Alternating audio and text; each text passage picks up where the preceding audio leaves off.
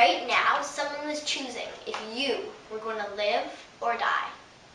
What if I told you that this choice wasn't based on what you could or couldn't do, what you've done in the past, or what you would do in the future? And what if I told you you could do nothing about it? Fellow students and teachers, thousands of children are right now in that very situation. Someone is choosing, without even knowing them, whether they are going to live or die. That someone is their mother, and that choice is abortion.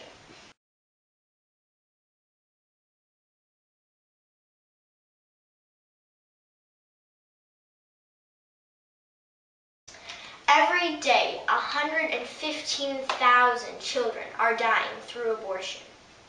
115,000. That means that 5,000 children would die every hour. All those lives gone.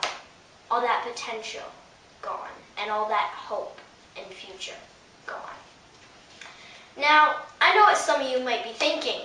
Oh, it's not really killing. After all, a fetus isn't a child, right?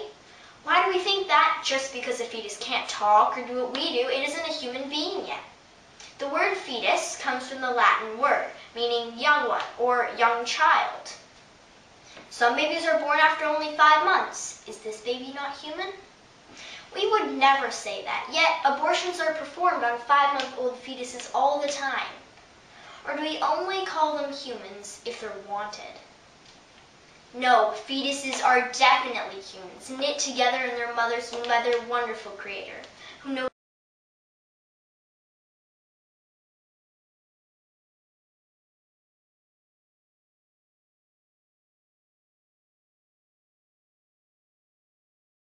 them all by name. Some people might say that since abortion is legal now, it doesn't matter. It's not our business. But if an action is unjust, it needs to be illegal, and it has to be our business. And this particular law has a huge impact on our society. In 1997, over 1 million abortions took place just in the U.S. And just last year, over 42 million abortions happened worldwide. I'd say that's a huge impact.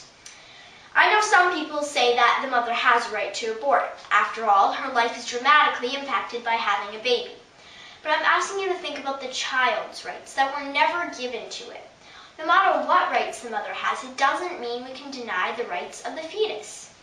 Talking about the mother's choice, the mother may have had a choice not to have unprotected sex in the first place. We must remember that with our rights and our choices come responsibilities, and we can't take someone else's rights away to avoid our responsibilities. At this point,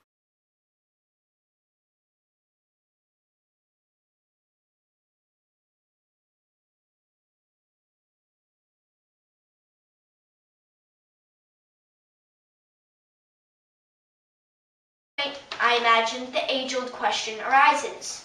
What if the mother didn't choose to have sex? What if she was raped? But let's look at the facts for the U.S. as an example. Only 1% of all American abortions are hard case categories. This includes rape, incest, and the life of the mother being in danger. 1%. That hardly justifies the disturbing volume of abortions that happen these days. And who's to say abortion's the easy way out? I don't think people understand the effects of abortion on a woman. I don't have time to list all the negative after effects, but here are a few examples of the physical effects. 17% of women who've had abortions face complications in their subsequent pregnancies. Some may not even be able to give birth at all. They are also at a greater risk of developing breast cancer if they have an abortion.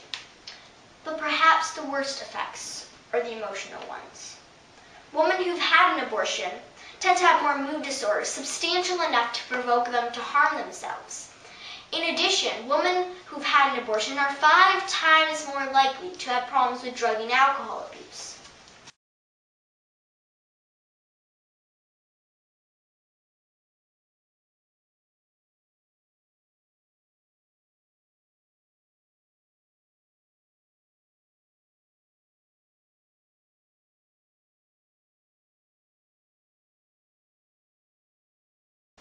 Thank you.